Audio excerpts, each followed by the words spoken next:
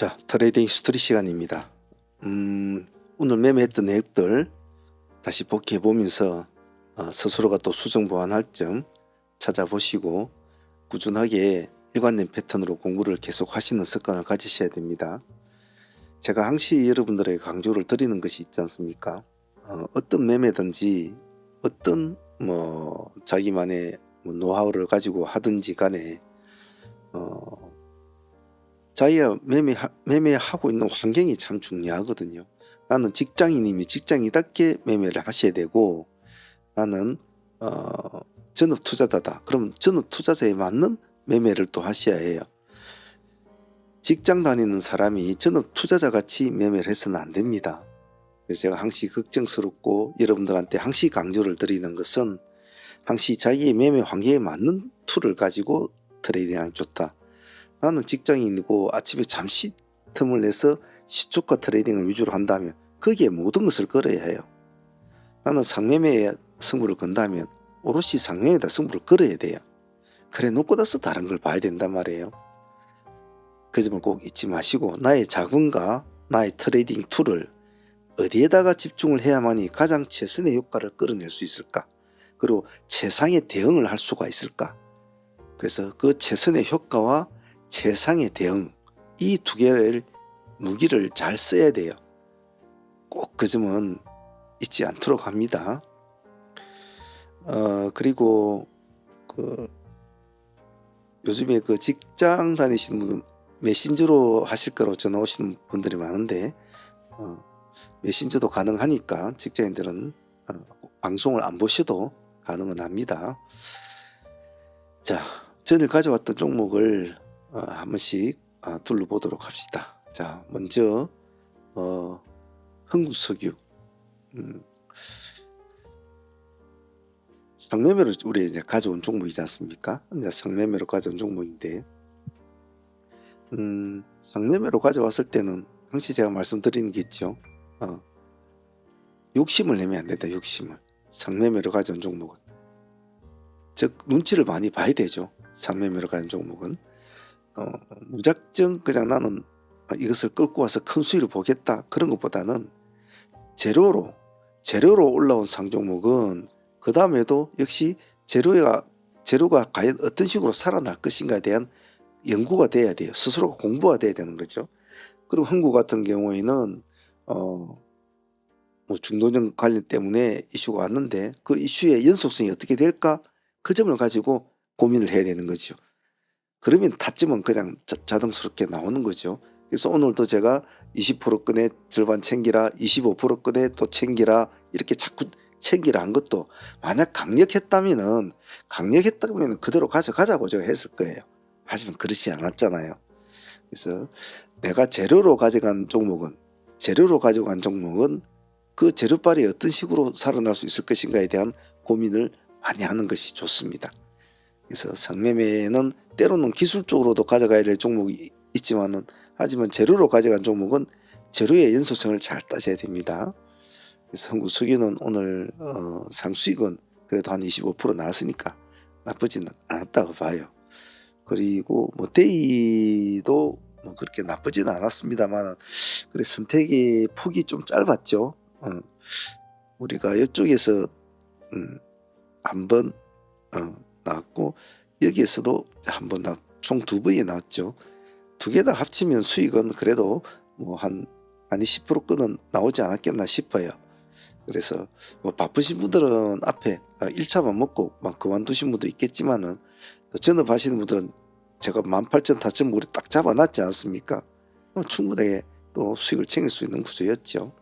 그래서 한국수기는 수익도 상수익도 나름대로 좋은 수익을 챙겨줬고, 데이 수익도 나름대로 두 분 다 수익을 줬으니까 잘된 트레이드라고 표현을 하고 싶습니다.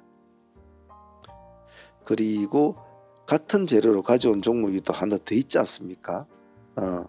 우리가 같은 재료로 가져온 종목이 한국유전도 가져왔잖아요. 한국유전 같은 경우에는 사실은 상매매 하시는 분들 제가 말씀을 드리고 싶은 뭐냐면, 같은 재료는 절대로 두 종목 이상을 가져가지 않는 것이 상매매의 원칙이에요. 하지만 때로는 그 원칙을 좀 깰 때는 아주 큰 이슈, 지금같이 뭐 전쟁 발발, 아주 큰 바이러스가 번진다든지 질병이 번진다든지 이럴 때는 1, 2등을 가져가도 상관은 없어요. 한국 유전 같은 경우에는 그런 경우라고 보면 되겠죠. 그래도 한국 유전은 그렇게 가져왔기 때문에 오늘 수익이 좋았지 않았습니까? 좀 편했죠.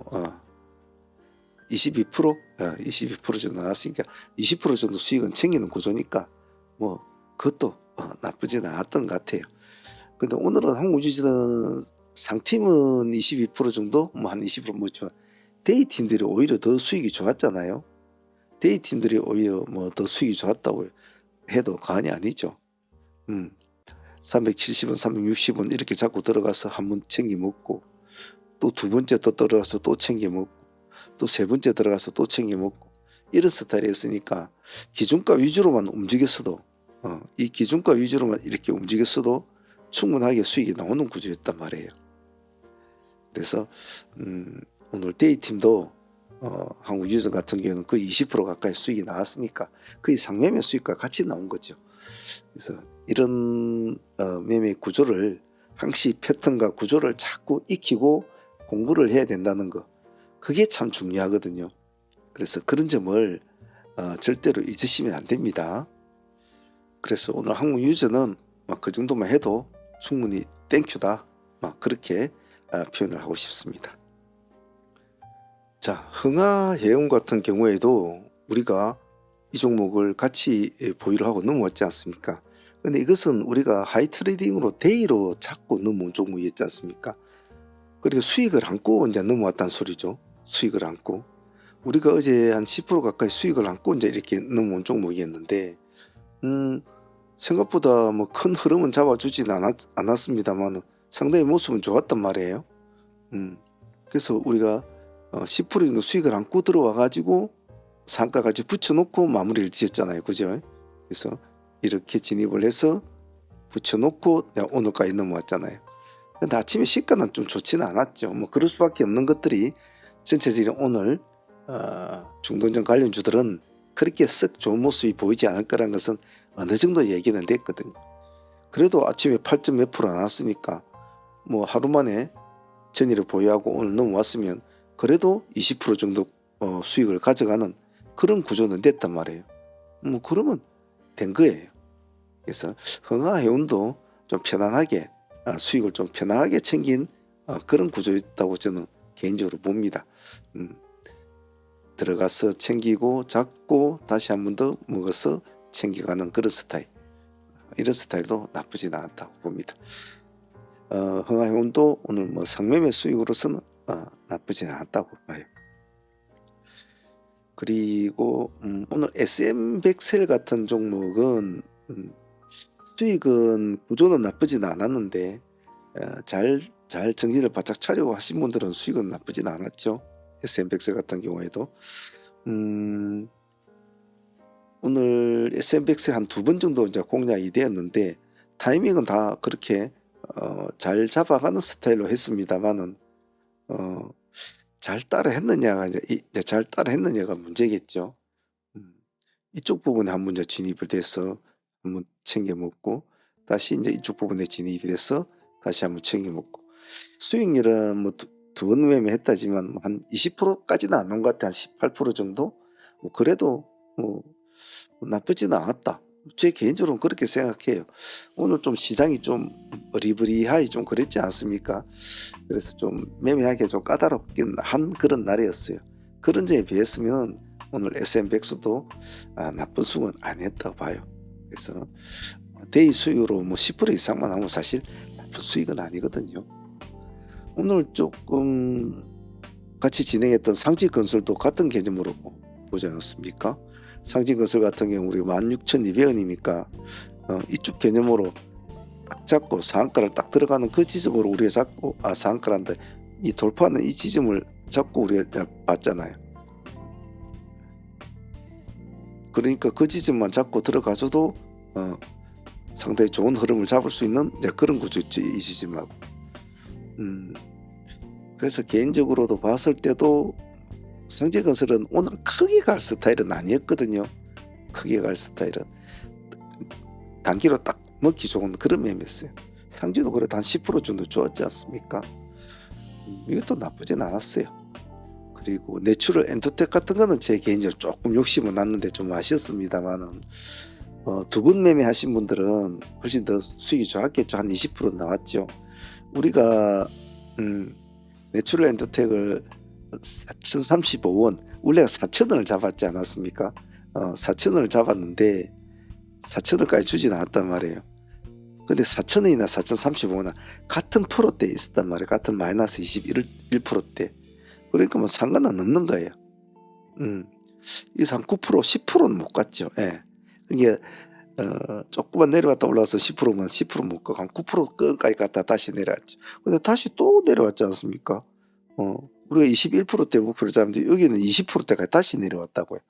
비슷비슷하게. 그럼 큰 상관 없거든요. 여기서는 수익이 더 나왔잖아요. 10% 정도 나왔단 말이에요. 그래서 아마 전업하시는 분들은 이 2차도 아마 공략을 했을 거라고 저는 보고 있습니다만은 공식적인 수익은 1%, 1차 공략으로 수익은 마무리를 지었어요. 하지만 뭐 나쁜 수익은 안 났습니다. 이런 것을 오늘 그냥 이렇게 끝나서 그렇지, 만약에 뭐 좋은 모습으로 한번 쭉 끌어올리는 그런 모습을 한번 보여주었다면 훨씬 뭐 다른 결과가 나왔을 수도 있거든요. 그것도 나쁘지 않았던 것 같아요. 그리고 오늘 이제 미투홈 같은 것이 오늘 이제 좀 재미가 있었는데, 그 30분 단일가 같은 스타일 종목들은 매매하실 때 좀 상당히 좀 조심을 해야 되거든요. 그래서 저희들도 웬만해서는 30분 단일가 종목 잘 하지를 않는단 말이에요. 아주 특별한 경우 아니면. 그래서 오늘 같은 경우에는 이제 한번 공략을 해볼 찬스였죠. 우리가 오늘 시가에 진행이 됐지 않습니까? 이 시가에 진행이 됐죠. 오늘 고점까지가 시가가 마이너스 거의 한 7% 출발됐으니까 시가에 아침에 마이너스 6.8%입니까? 들어가신 분들도 아침에 고점에 팔았으면 15% 정도 수익이 났단 말이에요. 12시쯤인가 아마 고점이 나온 것 같은데. 그런데 얘는 또 줬어요. 또 준단 말이에요. 이런 스타일 보면 여기 이제 표시가 안 나는데 다시 올라갔다가 다시 지자리까지 시가까지 내려오는 두 번째 찬스를 줬단 말이에요. 그거 들어가신 분들은 또 10% 수익을 안고 또 가져간단 말이에요.